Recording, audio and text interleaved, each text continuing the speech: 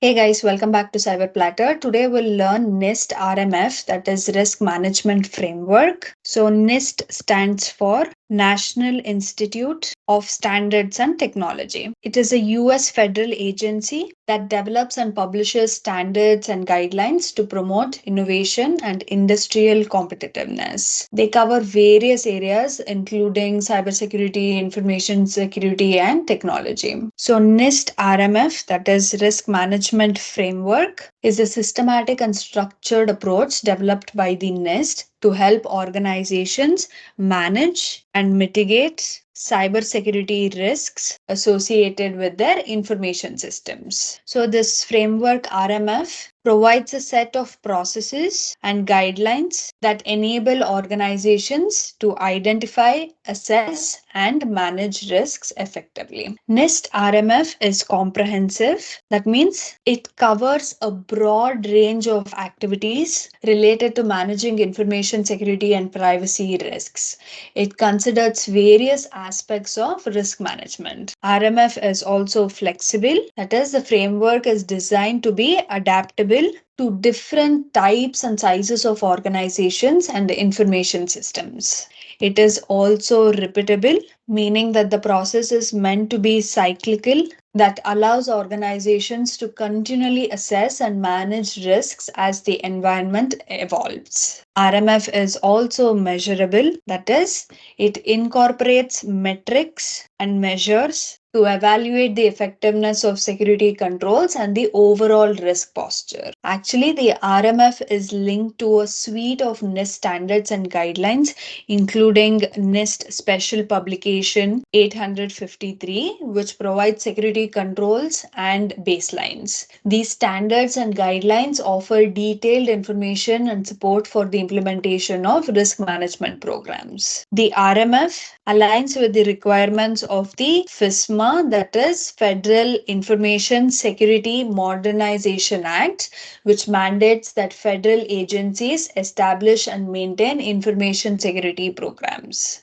NIST RMF is widely used in the United States, especially in federal agencies, to ensure that information systems maintain an adequate level of security in the face of evolving cyber threats and vulnerabilities. NIST RMF has 7 steps. Let's look at the steps now. The 7 steps are prepare, categorize, select, implement, assess, authorize, and monitor. So, this 7-step process provides a systematic approach to managing risk throughout the entire life cycle of an information system. Now, let's talk about these steps. First one is the prepare step. This is the initial phase that sets the foundation for effective risk management. So, it carries out essential activities to help prepare all levels of the organization to manage its security and privacy risks using the RMF. Let's see some of the key components of the prepare step. First one is establishing the context. That is, define the organization's mission, objectives, and priorities, and then identify and prioritize the critical assets, systems, and information that support the organization's mission. Next is developing the risk management strategy. So here you define the organization's approach to risk management, taking into consideration its risk tolerance, resources, and constraints. And then you establish the criteria for accepting, mitigating, or transferring risks. Next aspect in prepare is determining the framework and processes. Select an appropriate risk management framework such as the NIST RMF and then customize it based on the organization's needs. And then develop and document the processes and procedures for implementing the risk management framework. Next, assigning roles and responsibilities. Identify and assign roles and responsibilities for individuals involved in the risk management process. And then clarify the roles of senior management, information security officers, system owners, and other stakeholders. Next is communicating and training.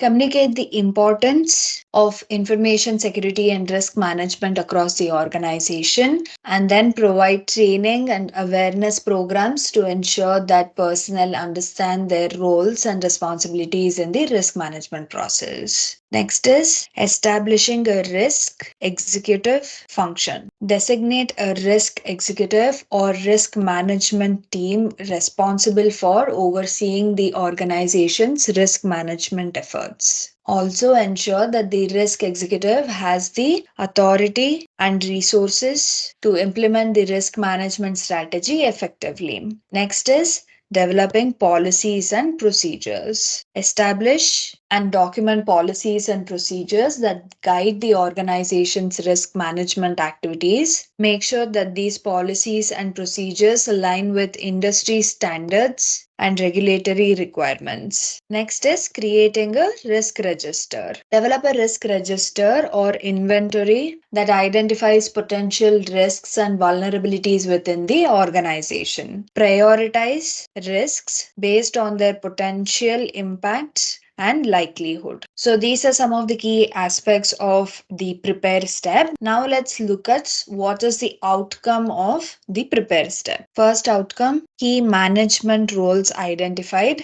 and then organizational management strategy is established, risk tolerance is determined, and then there is organization wide risk assessment, and then there is organization wide strategy for continuous monitoring developed and implemented, and then common controls are identified. After prepare, the next step is categorize. The purpose of categorize step is to systematically classify information systems and the information processed, stored and transmitted by those systems. It determines the adverse impact with respect to the loss of confidentiality, integrity, and availability of systems and the information processed, stored, and transmitted by those systems. Let's look at the key aspects of categorize step. First one is system identification. So here you identify and define boundaries of the information system under consideration. This includes understanding the components, data flows, and interactions within the system. Next is data classification. You classify the information processed, stored, and transmitted by the system. So different types of information may have different sensitivity levels, and this classification informs the selection of appropriate security controls. Next is impact level determination. So here you assess the impact of a potential compromise to the confidentiality, integrity, and availability of the information system and the data it processes. NIST provides guidelines for impact levels in terms of low, moderate, or high. Next, assigning security categories. So based on the impact level determination, you assign a security category to the information system. These security categories are typically denoted as low, moderate, or high, and they help define the baseline set of security controls required for the system. Next is tailoring security controls. Tailor the security controls from the NIST Special Publication 853 on the assigned security category and the specific characteristics of the information system. This ensures that the controls are appropriate and effective for the system's unique requirements. Next is documentation. Make sure that you document the results of the categorization process, including the identified system boundaries, data classification, impact level, security categories, and the tailored set of security controls. Next is stakeholder involvement. Involve relevant stakeholders, including system owners, data owners, and security officers in the categorization process to ensure that different perspectives and expertise are considered. Next is reassessment. Periodically reassess the categorization as the information system evolves or as new threats and vulnerabilities emerge.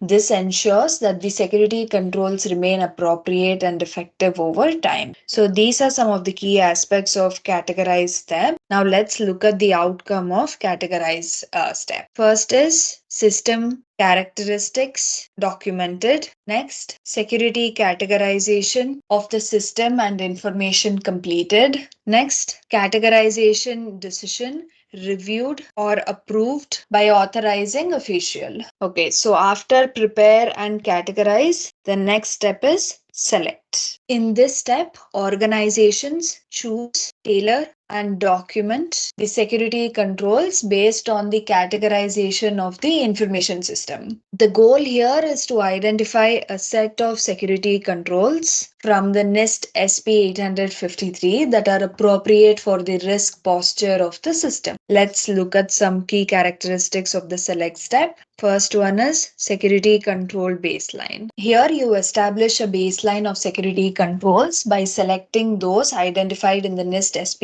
853.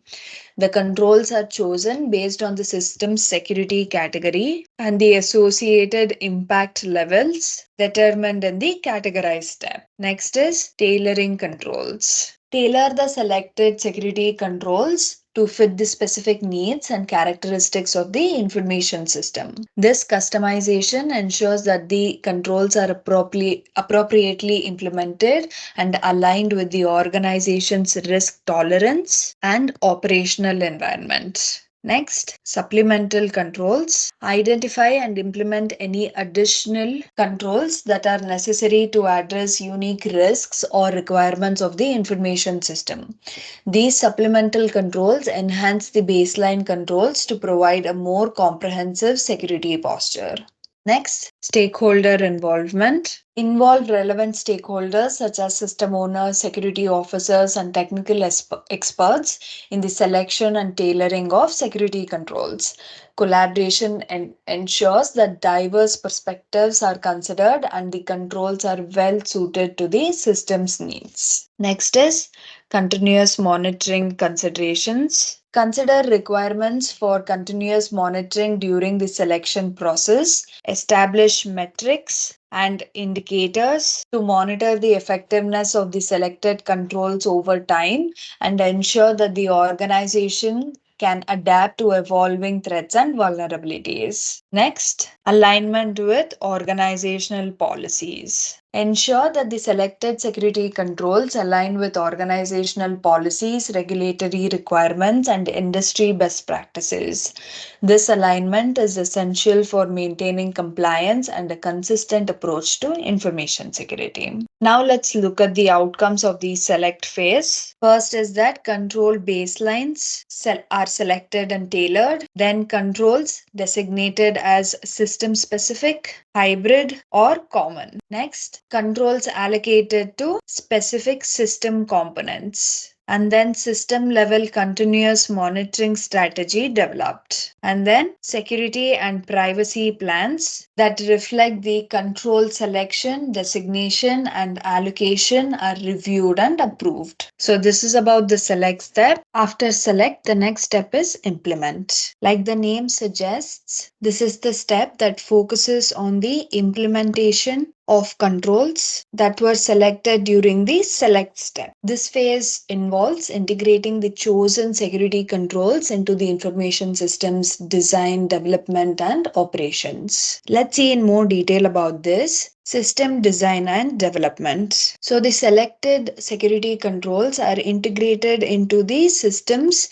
architecture and design. This ensures that the security is considered from the beginning of the system development lifecycle. Organizations should incorporate security into their development processes using best practices and standards. This includes secure coding, secure configuration, and adherence to security guidelines. Next is configuration management. So implementing configuration management practices ensures that the security configuration of the information system are properly documented, controlled, and maintained. Establishing a secure baseline configuration for the system helps in maintaining consistency and reducing vulnerabilities. Next, Security control documentation. Organizations must create and maintain documentation for each implemented security control. This documentation should describe how each control is applied and managed within the specific environment. Organizations develop and update security plans to reflect the security measures in place for the information system. Next is security training and awareness. Organizations provide security training to system users to ensure they are aware of security policies, procedures, and their responsibilities. Creating a security aware culture among personnel helps in minimizing human related risks. Next is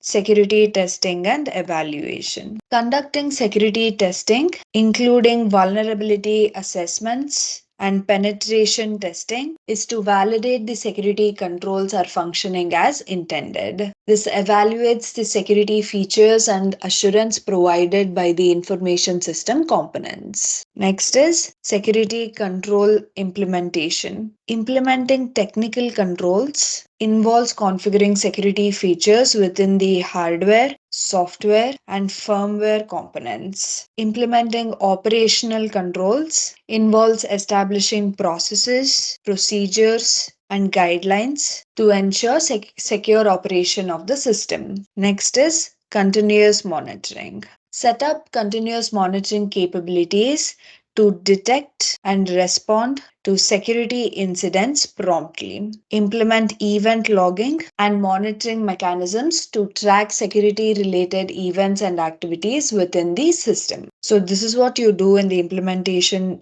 step. Now let's see the outcomes of implementation step. First is that controls specified in security and privacy plans are implemented, and then security and privacy plans are updated to reflect controls as implemented. After implement, the next step is assess. This step involves evaluating the security controls that were implemented in the implement step to determine their effectiveness in mitigating risks. This step is a crucial one for identifying any weaknesses or deficiencies in the security controls and making informed decisions about the security posture of the system. Let's look at it in more detail. First is Security Control Assessment, SCA. The primary goal of security control assessments is to verify that the implemented controls are functioning correctly and providing the intended level of security. So here organization conduct testing procedures outlined in the security control documentation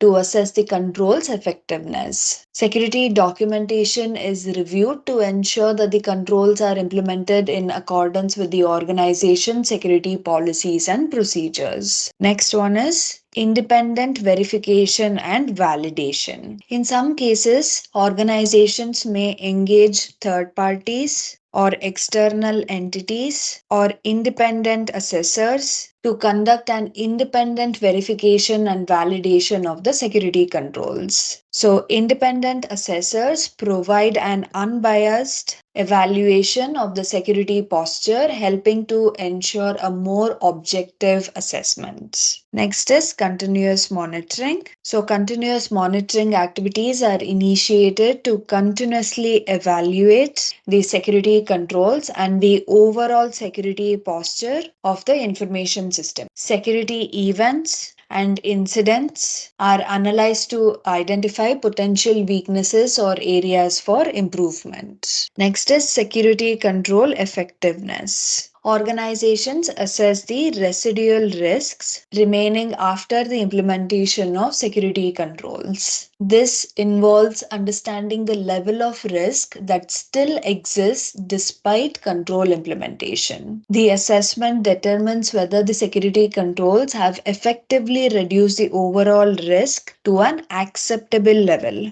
Next is Security control documentation review. Security documentation is reviewed to ensure that it accurately reflects the current state of security controls. Any discrepancies or changes are documented for future reference. And if deficiencies are identified, organizations update or correct security documentation to reflect the accurate state of security controls.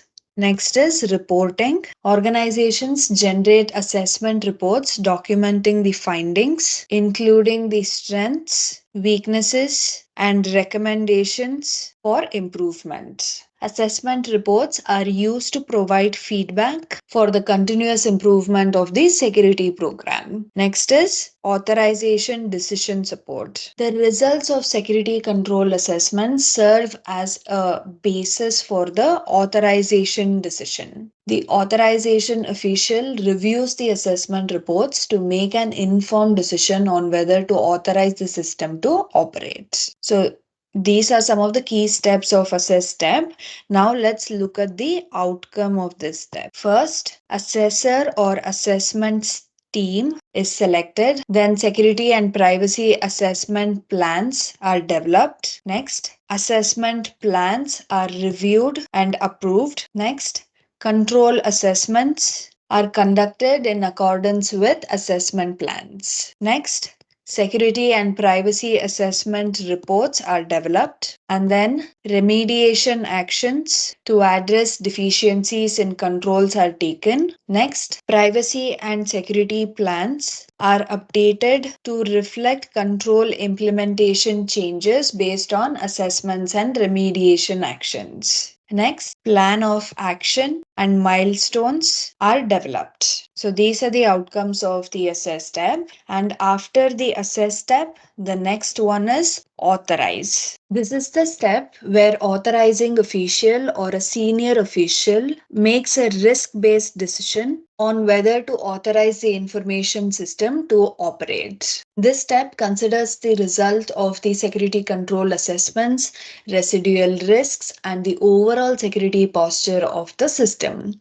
Let's look at this in more detail. The first one is authorization decision. The authorizing official evaluates the security control assessment reports and residual risks to determine if they are acceptable. This involves weighing the benefits of system operation against the potential risks. The decision to authorize is based on a thorough understanding of the security controls, their effectiveness, and the organization's risk tolerance. Next is conditions for authorization. In some cases, the authorizing official may impose conditions for authorization. These conditions could include additional security measures, ongoing monitoring requirements, or specific actions that must be taken by the organization. So conditions for authorization are documented and communicated to the system owner and relevant stakeholders. Next is authorization package. The organization compiles an authorization package